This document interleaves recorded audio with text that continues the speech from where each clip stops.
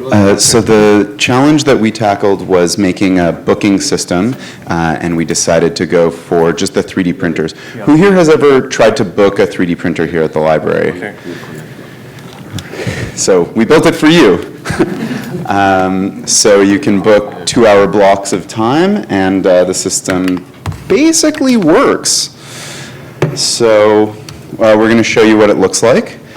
And hopefully one day you'll see this in your browser and you'll click on stuff and you'll book 3D printer time. So right now the process for the librarians is to take calls and then enter data by hand, and there's a lot of copy pasting and using Excel files, and I just don't think that that's necessary, and it's not. So we built an app that will just make all of that labor go away, so that the librarian staff can focus on delivering great services instead of copy and pasting Excel. Thank you. I'm Josh. And yeah, so yeah, we had a team working on all of this stuff. Obviously, there are some things that we'd like to get done in terms of the booking. So let's see. So let's go through the journey of a user doing their online booking. And I think for this we just have some backup slides here that we use in case the actual site wasn't working, which it is. So what I'm going to do now is I'm going to. Is there another microphone? Is there another microphone? I'm going to swap out. Test. Oh, yeah, I can just talk into this, so you can just use the, everybody's supposed to. Okay. So we made some mock-ups of what the app should look like, and we were prepared to fake it with you guys and pretend, but that's not necessary because it works. So we built the system to book 3D printer time to take pressure off of the current system and the library staff. But we designed it to be expandable so it wouldn't cover just 3D printer time, but any equipment or any service that needed to be booked through the library. Code looks like this. Now my mouse is missing. Okay. All right.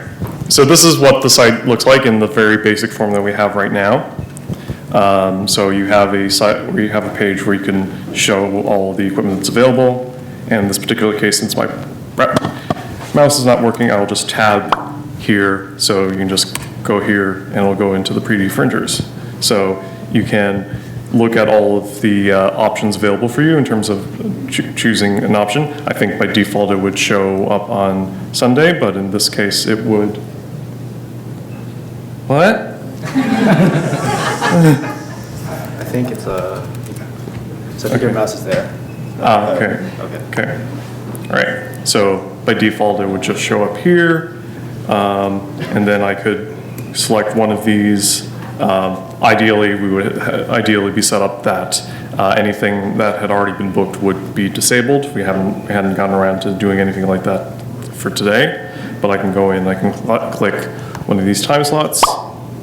What it'll do here, it says you've selected date, time, from a reference library, so I can enter library card number, I don't know.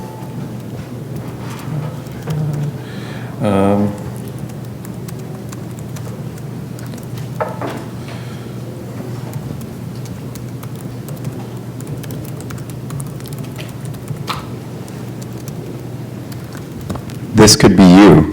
Yeah. Then just booking. I want to use a 3D printer or something. I just quickly press to book and just sort of your confirmation screen, your request has been submitted.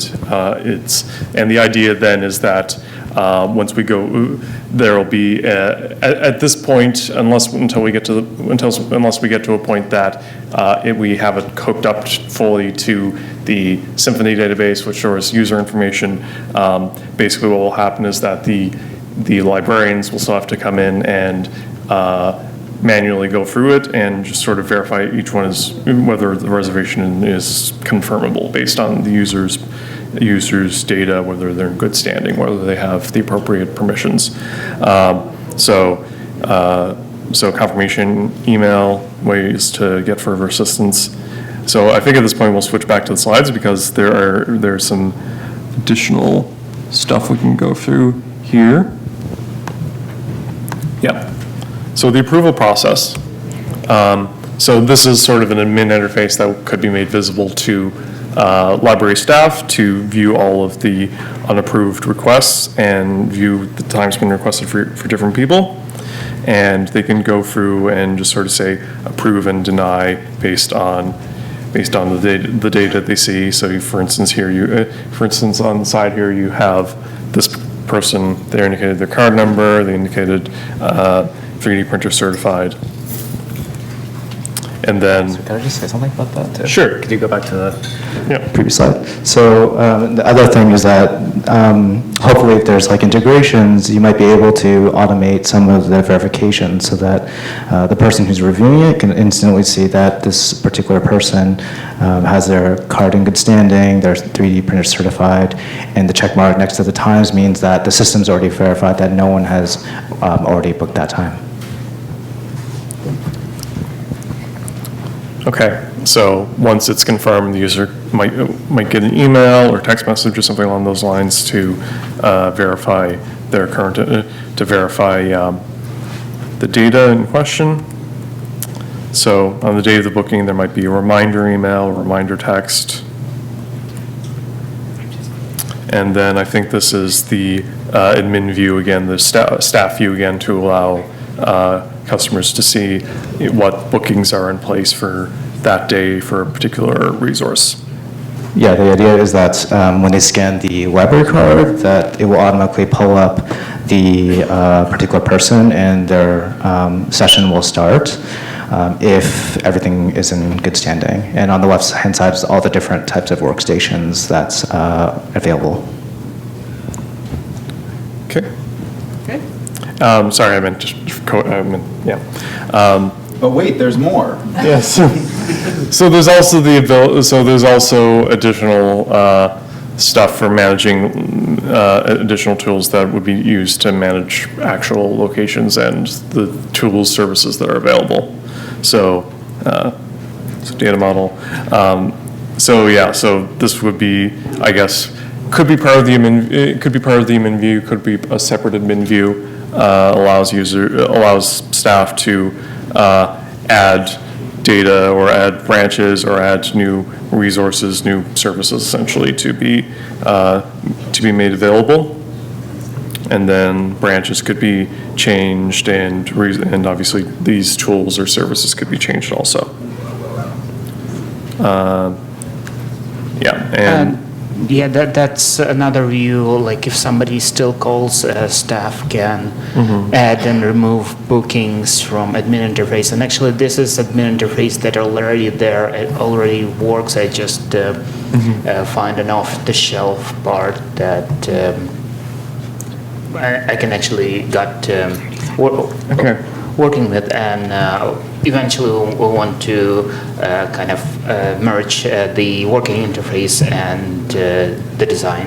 okay, so here are some other quick additional ideas that we had in terms of additional data we could collect, contact information, other things that we could do to improve the situation. And I think that's our time, so thank you so much for